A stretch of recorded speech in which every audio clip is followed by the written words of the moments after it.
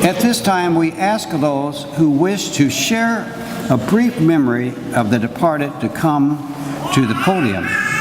But first, Greg Gering, a nephew, would like to say a few words. Father Ken Gering, after being on this earth for almost 90 years, has been taken by our Lord to his place in heaven. Yes, we all believe Father Ken is in heaven because to many of us, we believe that he was a living saint on earth. Most of us have never known a man who was as humble, as patient, as kind, as sincere, as honest, as compassionate and loving as Father Ken. He was the perfect listener for anyone who needed to talk to someone about their problems. And thus, that's why he was so good at his ministry with the hospitals and the senior homes. He was a man of simple taste. That's why he was a Franciscan. The following is from Father Ken's rules of life and what his mission statement was. As a disciple of Jesus Christ, I'm committed to living out the teachings and inspirations of Jesus.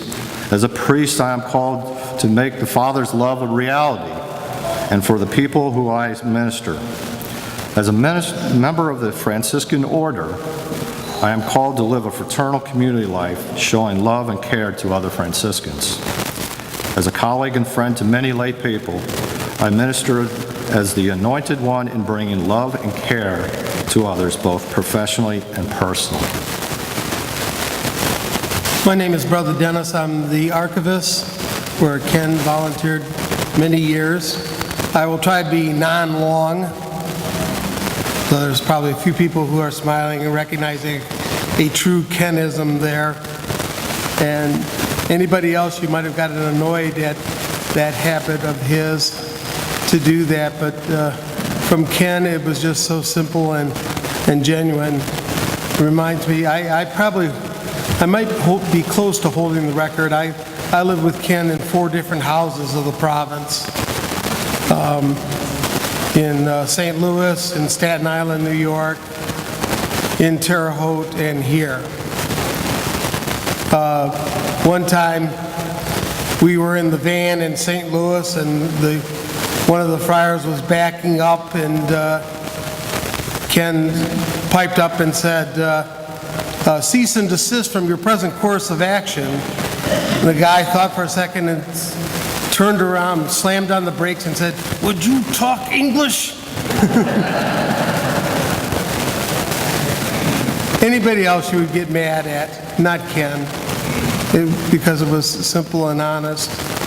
And there's probably many more stories I could tell, but I won't.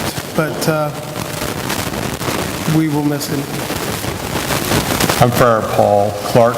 I lived with Ken for a number of years here in the Friary.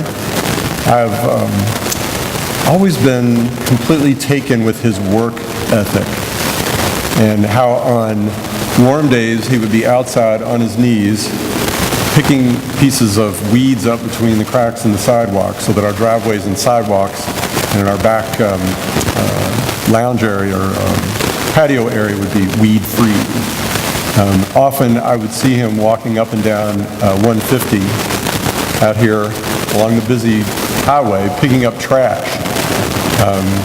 And we would warn him about that. I wouldn't, but I heard he had been warned about that because those cars speed along there at 60 miles per hour. And for him it was just important to beautify creation. I think that's really what he was about. He was about beautifying the world in many ways. So every once a month, we friars get together and we talk business, spiritual, and personal items. And we usually don't share what goes on in those meetings, but I'm going to share one thing because it truly bowled me over about his work ethic. So a number of years ago, the Sisters of Providence gave up ownership of the Providence Nursing Home, and they were going to be bought by a for-profit organization. And Ken shared with us that there was a very good chance that they were going to do away with his job. And he was probably 84. And so Bob Baxter, who is our guardian, the head of our community, said, well, Kenny, there's plenty of stuff to do here, and we can find things for you to do. And Kenny looked at him like, Bob, you're crazy. And he said, well, I'm just worried where I'm going to find a job. Like, how do you actually go out and find a job? And then we looked at him like he was crazy, because at 84, you know, I would think, heck, this would be a great time to retire. He was baffled about, you know, do I contact the bishop and let him know I'm available? Do I, you know, go to the one ads? I mean, that was really where he was with that. He died with his boots on. And I think if there's anything that I've taken away from his life, it's that we can work to beautify the world. We can work to beautify each other. We can work to beautify God's creation. And he truly did channel that Christ work ethic for all of us. Like Paul said, Kenny had a wonderful work ethic. Matter of fact, you couldn't stop him. If he was picking trash out of 150, working at Providence Home, all these things, he beautified the world by his presence and by cleaning things up. I am Father Conrad. I had the opportunity of living with Ken twice here at Mount St. Francis. One time when the students were here and he was teaching, and I know the students gave him really a rough time at different times, but that wouldn't bother him. He would just go on and do what he needed to do, and I'm sure the students learned a lot from him. But in the last time I've known him, he was in the nursing home and I was working in the hospital, and I would know that patients, or his residents at the nursing home, he would have such compassion and love and care for them. He would follow them to the hospital. He would follow them wherever they went. He was all concerned about each individual that he dealt with. He had such a compassion for everyone, but he was always such a delight. He always had a smile on his face. He's always there to reach out to help anyone else, and he's surely missed. My name is Louie Peake, and I'm a member of the last graduating class of Mount St. Francis. So I knew Father Ken as my teacher. And I will tell you this, that this man loved mathematics. And we would sometimes put these complicated problems on the blackboard to try to stall time in the class. And he would go off and he would get it. But one of the things that I'm not too sure how many people knew about Father Ken was that he was a ham radio operator. And he taught us ham radio. And in order to prepare us to take the exams for this, we had a reel-to-reel tape recorder, but the tape was a paper tape that went inside there. So Father Kim would come up and we would go in there and he would put this tape on and all you would hear is Morse code. And for some reason he really loved to listen to this Morse code. And you know, here I was struggling just what each one meant, and he was there with a pad of paper and he was just writing down everything like you couldn't believe. And I remember I was teasing him one day and he looked at me with all sincerity and he said, "Louie, dots and dashes create letters. Letters create words, and words have meaning." Later on in life, so in other words, he was always bringing order out of what looked chaotic. So later on in life, when I heard that he used the term peace a lot, I couldn't help but to think about that really what he was trying to get at was peace really meant bring chaos out of your life and bring order into your life.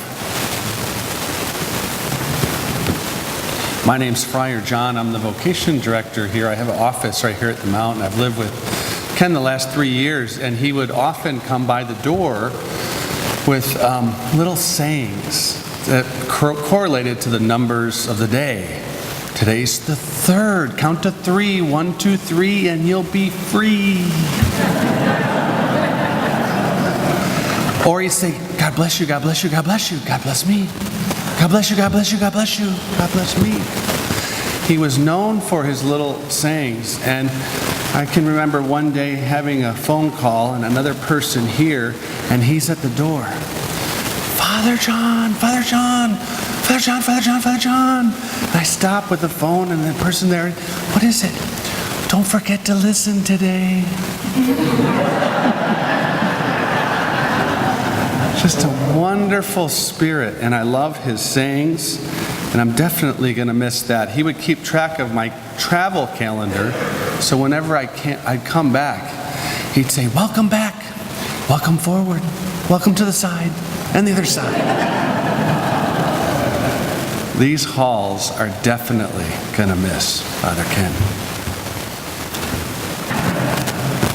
But Ken, I think Father Conrad said it so well, He just cared about people so deeply, so deeply. And I remember one time Father Angelus, when I was up in Lorain, Ohio, he wanted to go to the Little Sisters of the Poor. And I kept saying, you can't get better than Providence because Father Ken's there. When any of our friars would be sick, he would always visit them every day, no matter what hospital they were in the area, Just always count on his care. And when Father Angelus went to Providence, he found that Father Ken was there all the time, looking after his needs. Gosh, he's just a wonderful person, and I'm just so lucky to be his friend. I'm Janice Kruger, and I live at Providence Retirement Home. I've lived there for 14 years, and I've known Father. He's come every day, and I'm going to miss him so much. He's always said, this is such a pleasant person, and he always said, peace be with you, and we used to say the rosary together.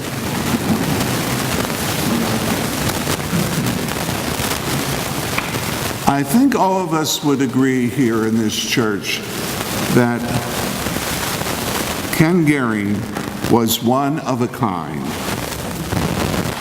very unique. Who else answers the phone when you call them and the words you hear are peace and comfort, or peace be with you? Well, I think I know the source of that greeting.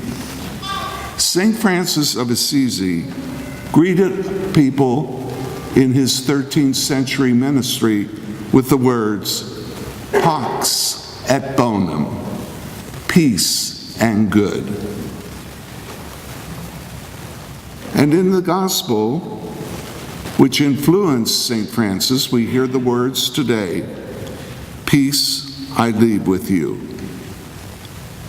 Father Jim Kent, our minister, provincial, said to me, maybe about a week or two ago before he had to leave for India, we were talking about Ken and peace and comfort, and he said, Ken said peace and comfort, but he really lived that out.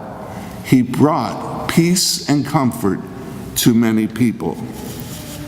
And I know that's very true, and I know you do as well.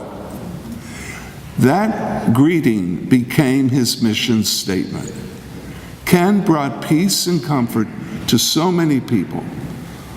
Oftentimes, these folks were suffering grief or really suffering the loss of a loved one, and his presence would bring peace and comfort to them. Really, Ken talked the talk, but he also walked the walk. He talked the talk of peace and comfort. He sent that greeting many times a day. Already, so many people that work here at Mount St. Francis, as well as our friars, have said, I've heard them say this, what I really miss is hearing him say, peace and comfort. I keep expecting to hear that, or peace be with you. That was his mantra. That became his mission statement.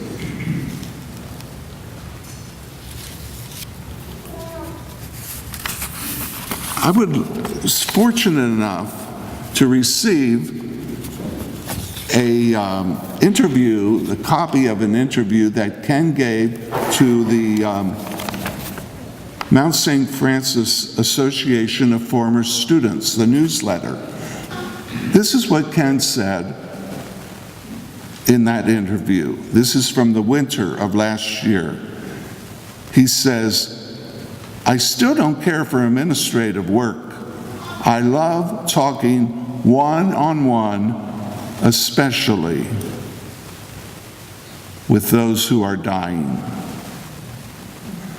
Most people are reluctant to die," he says.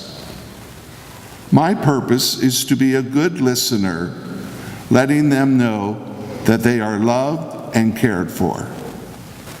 I feel like I've made a difference when I see someone of peace, able to accept his own death and limitations." Now, here's the quote I just think is so tremendous. "As far as death is concerned, I'm not really against it. I'm ready for it, I think." Now, that is a tremendous quotation. I was his confessor. Now, that's as far as I go with this, see. However, I believe, having been his confessor, he was ready for it and was at peace and is now at peace, experiencing peace and comfort. There were so many unique quotations, that Father Ken, I think he loved to use words. And I have to be honest, sometimes I didn't quite get it in the beginning. For instance, if I was gone up to Cincinnati and returned, maybe I was visiting my sister and her family, I returned and he'd say, "Welcome back, welcome front." Well, friends of Father Ken, I suggest to you this day, as I'm concluding this homily, but when we walk down the steps after Mass to go to the cemetery, I invite you to look at the statue, the beautiful bronze statue of St. Francis, and think of the greeting that Francis gave so often in the 13th century, "Pax et bonum," peace and good. Let that statue remind you of Father Ken's greeting, "Peace be with you, peace and comfort."